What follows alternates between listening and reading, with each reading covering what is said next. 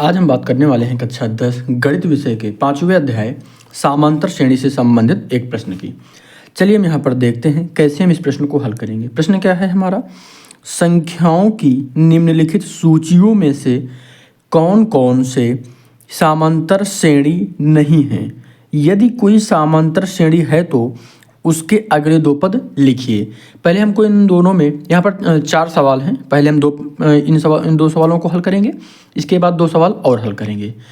यहाँ पर ध्यान से ये बात समझिएगा कि इन दोनों सवालों में कौन कौन से समांतर श्रेणी में हैं। अगर ये समांतर श्रेणी में है तो इनके 2 अगले पद क्या होंगे, ये भी हमको बताना है। चलिए शुरुआत करते हैं। यहाँ पर हम देखते हैं क्या होगा। सबसे पहले हम एक काम करते हैं, सार्वंतर निकाल लेते हैं। किसी भी संख्या का सार्वंतर निकालने के लिए हमने आपको सूत्र भी बताया है, क्या होता है, d बराबर a2 माइनस a1। तो a2 हमारा क्या है, ये वाला। इसको आप चाहे तो लिख भी सकते हैं a1, ठीक है, a1 a2 a3 a4 और आगे इसी तरह बढ़ते जाएंगे। तो यहाँ पर a2 कितना है 10, तो यहाँ 10 माइनस a1 कितना है 4, कितना आ जाएगा 6। क्लियर। अब उसके बाद क्या है, अगला जो निकालेंगे तो इससे इसको घटाएंगे, फिर इससे इसको घटाएंगे, ठीक है।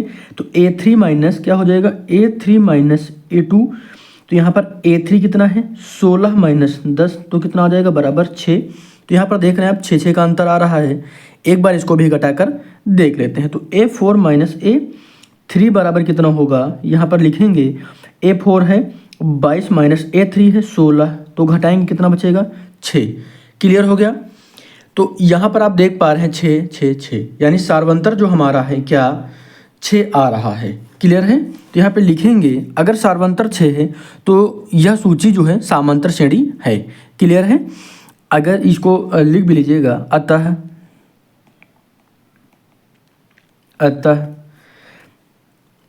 दी गई संख्याओं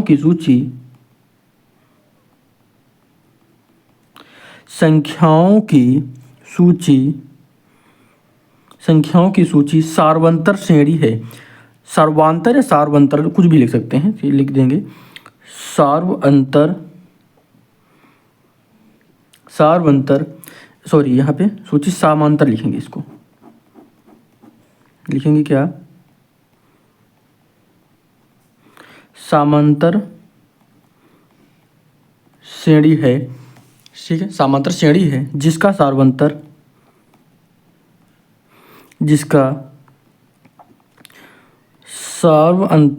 कितना है 6 है।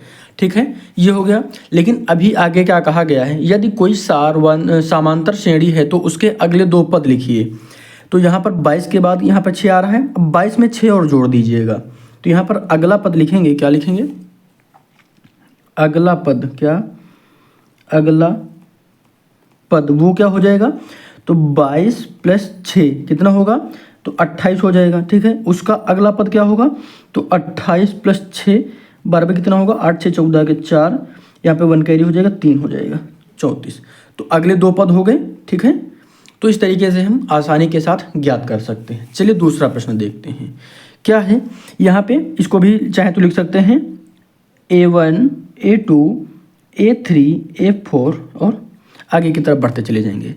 तो यहाँ पर d बराबर क्या होगा, a2 माइनस a1। तो यहाँ पर a2 हमारा कितना है, तो माइनस का 1, और यहाँ पे माइनस सॉरी हाँ ठीक है, यहाँ पर a1 कितना है 1, तो माइनस का 1 बराबर कितना हो जाएगा, माइनस का 2, माइनस माइनस प्लस होगा 1 1 2 हो जाएगा। क्लियर। यहाँ पे अब हम क्या बात करेंगे, a3 माइनस a2। तो यहाँ पर a3 कितना है माइनस का 3 और a2 कितना है, तो a2 है माइनस का 1। क्लियर है। देखिए a3 और a1 क्लियर, इसमें कोई दिक्कत तो है नहीं। हाँ ठीक है, देखिए a2 और a1, यहाँ पर कोई कन्फ्यूजन है क्या, हाँ ठीक है, ये प्लस हो जाएगा। ठीक है, ये देखिए ये प्लस क्यों होगा, क्योंकि देखिए माइनस है ना यहाँ पे a3, तो a3 कितना है यहाँ पर 3 है माइनस का, क्लियर। यहाँ पे माइनस लग जाएगा और माइनस के साथ जब 1 आएगा तो 1 और माइनस प्लस हो जाएगा, क्लियर। इसको ऐसे भी समझ सकते हैं, क्या है A3 माइनस A2 है, A3 हमारा -3 है, माइनस उसके बाद A2 कितना है -1, क्लियर। जब इसको ओपन करेंगे तो -3, यहाँ पे माइनस और माइनस प्लस ये हो जाएगा 1। तो यहाँ पर जब -3 से +1 घटेगा तो -2 बचेगा, क्लियर है। ये इसमें कोई डाउट तो नहीं है।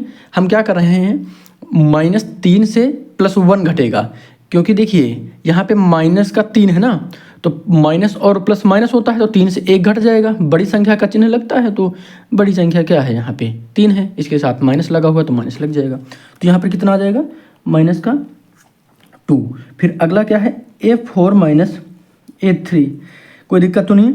अब हम फिर से करेंगे वही प्रक्रिया, -5 और यहाँ पे प्लस का 3 बराबर हो जाएगा, तो 5 से 3 घटेगा कितना बचेगा 2 बचेगा माइनस का, क्योंकि 5 जो है माइनस के साथ है, क्लियर।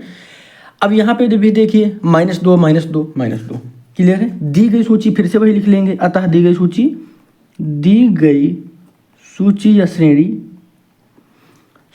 या श्रेणी लिख भी सकते हैं, दी गई श्रेणी समांतर श्रेणी है, ठीक है, जिसका सार्वंतर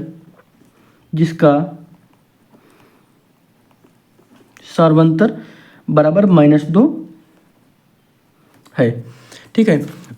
इसके 2 अगले पद क्या होंगे, तो अगला पद लिख लीजिए। अगला पद तो -5 था ना यहाँ पे, -5। अब इसमें प्लस क्या करेंगे -2 जोड़ देंगे, तो माइनस जब 2 जोड़ेंगे तो क्या होगा, इसको हल करेंगे -5, यहाँ पे माइनस और प्लस माइनस हो जाएगा 2 बराबर क्या हो जाएगा -7, ठीक है। अब अगला पद इसका देखेंगे तो क्या होगा -7 प्लस -2 करेंगे, ठीक है। तो फिर से वही प्रक्रिया हो जाएगी, यहाँ पे -7 -2 बराबर क्या हो जाएगा -9। तो अगले 2 पद क्या हो जाएंगे ये। अच्छा ये तो समझ में आ रहा है ना कि ये कैसे किया जाता है। देखिए यहाँ पर -2 में -5 में -2 जोड़ना था, तो जोड़ेंगे किसको -2 को, तो माइनस और प्लस माइनस हो जाता है, तो माइनस और माइनस प्लस जुड़ जाएंगे, 5 और 2 7 हो जाएगा। बड़ी संख्या का चिन्ह लगता है तो माइनस के जो माइनस है वो 5 के साथ है, यानी 5 जो है बड़ी संख्या है और इसके साथ माइनस लगा हुआ है, और यही प्रक्रिया यहाँ पे भी होगी। तो आसानी के साथ हम इस तरीके के प्रश्नों को हल कर सकते हैं। चलिए सब्सक्राइब जरूर करिएगा, और बोर्ड परीक्षा से संबंधित किसी भी प्रकार के प्रश्न के लिए जो आपको ना समझ में आता हो कमेंट जरूर करिएगा। धन्यवाद।